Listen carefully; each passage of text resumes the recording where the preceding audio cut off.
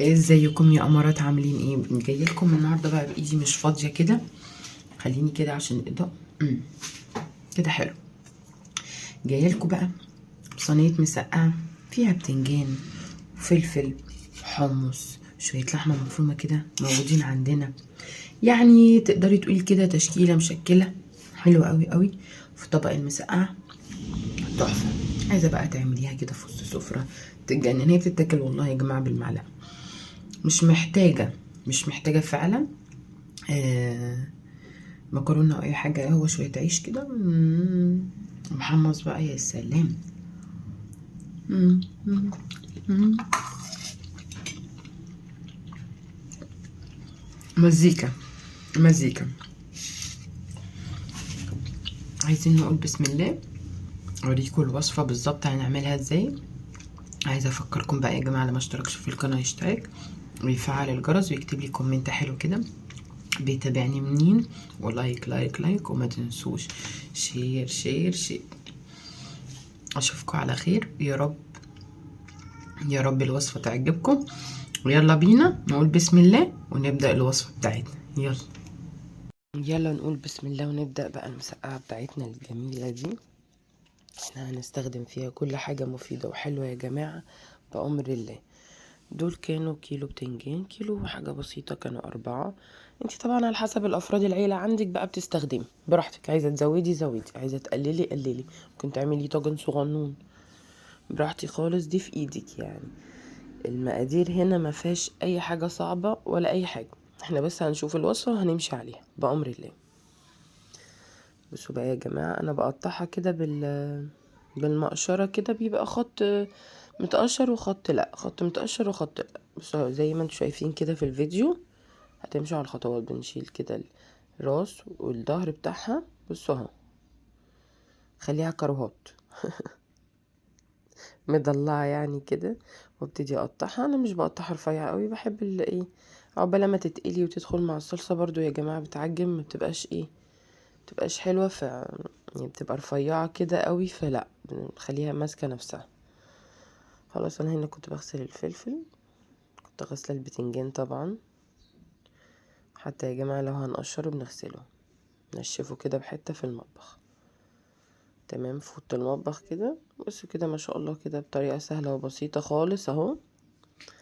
الفلفل بقى انا قطعت الفلفل الحراق قطعتين. انتي بقى طبعا ده لو عندك اطفال هتستغني عنه خالص، لان بيدي طعم مشطشط كده حلو قوي. بس طبعا لو عندك اطفال مش هينفع. لو عندك اولاد ومتعودين على الحاجات الحراقة الحامية الكلام ده كله مفيش اي مشكلة. بصوا اهو بطريقة سهلة وبسيطة اهي. لو لقيتي اي بقى حتة كده مش عاجباكي فيها بتبتدي تشيليها. انا قطعت كل البتنجان والفلفل الرومي هنقطعه برضو شرايح كده. خلاص بس كده خلاص خلصنا. نبتدي بقى نقلي خلاص البتنجان بتاعنا. بصوا يا جماعه، انا دايما كنت المره اللي فاتت عملت لكم الوصفه على الجريل. ده هنقليه. انت عايزه تعمليه على الجريل اعمليه، هو بياخد وقت طبعا. بنوطي على الجريل عشان بيتلسع. بتحطي بقى رشه زيت طبعا زي ما انت عايزه، في دي زي ما انت عايزه. انا المره دي قليته طبعا، بحطه في مصفى عشان ينزل الزيت اللي فيه يا جماعه. مش بحطه على طول يعني. انا حاطه جنب المقلايه كده في حاجه بحط فيها مصفى. وبحط البتنجان طبعا الزيت الزيادة كله بينزل. مش بخلي فيها زيت زيادة. بطريقة سهلة وبسيطة وسريعة جدا، مش هتاخد معاكي وقت اصلا يعني. مسقعة الحاجات دي عندك بقى فلفل الوان ماشي عندك. في اي حاجة متوفرة مش هتقول. بس سهل وبسيط جدا. دي المقلاية كانت عندي صغيرة. انتي لو عايزة استخدمي واحدة كبيرة مفيش اي مشكلة. بصوا يا جماعه طريقه سهله جدا وبسيطه قوي قوي قوي قوي. احنا هنقلي البتنجان وهنخلصه كله. وهنروح طبعا نعمل هنحطه بقى في الصينيه بتاعته ونطبق كل حاجه على بعض. بصوا يا جماعه، انا كنت هنا استخدمت في المسقعه لحمه مفرومه وحمص. هنا طبعا زيت طرطش مني طرطشه كده، بس تخلي بالكم طبعا.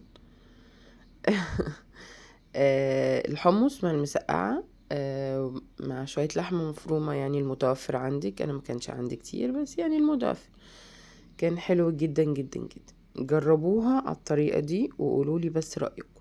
انا هنا خلاص اهو، بصوا خلاص البتنجان اهو حبة حبة.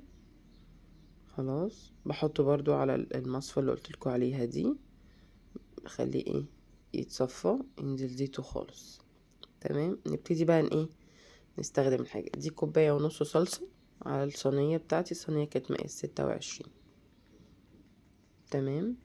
خلاص حطيت شوية فلفل اسود، طبعا التوابل دي بقى على حسب، بس هو كانت معلقة فلفل اسود صغيرة، الملح بتاعنا، وحطيت معلقة صغيرة بابريكا، وكل ده ممسوح مش مليان يعني يا جماعة، مش المعلقة مليانة.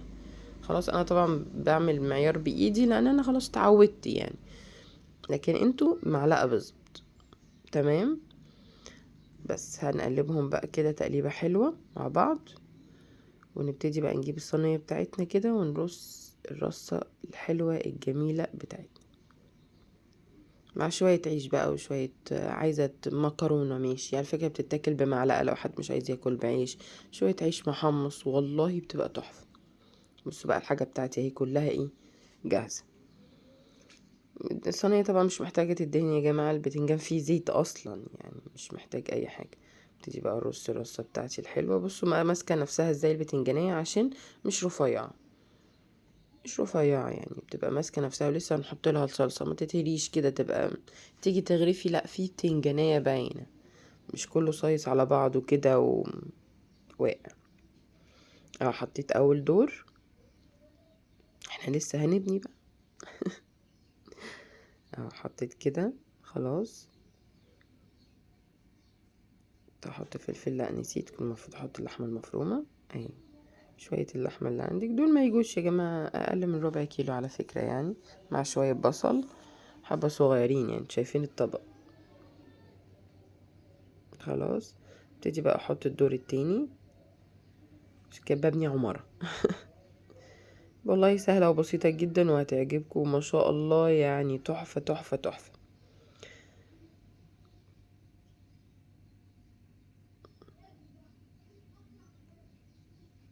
بس ما شاء الله ما شاء الله.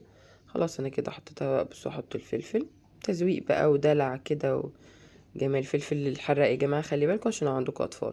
بصوا بقى رشة الحمص ده، الله الله كان طعمه تحفة بجد بجد، انتوا مش هتتخيلوا. احط الصلصة وكده خلصنا اصلا وصفتنا، سهلة وبسيطة وسريعة جدا جدا جدا. ودي كانت طماطم ضرباها.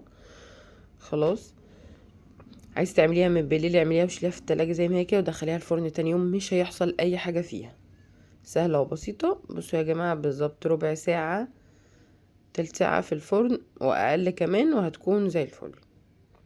وهنا خلصت معانا. ربنا يا رب يحسن ما بين ايديكم وايديا، وفي فيديو تاني هوريكم انا ايه بندوقها مع بعض.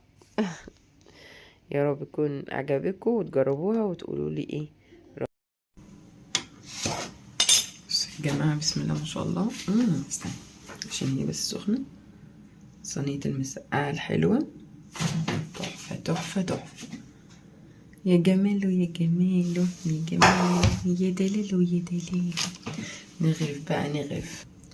بسم الله ما شاء الله. بصوا احلى صينية مسقعة هتعمليها باللحمة المفرومة والفلفل مليانة خضار وبتنجان، طبعا هتستفيدي بكل اللي فيها.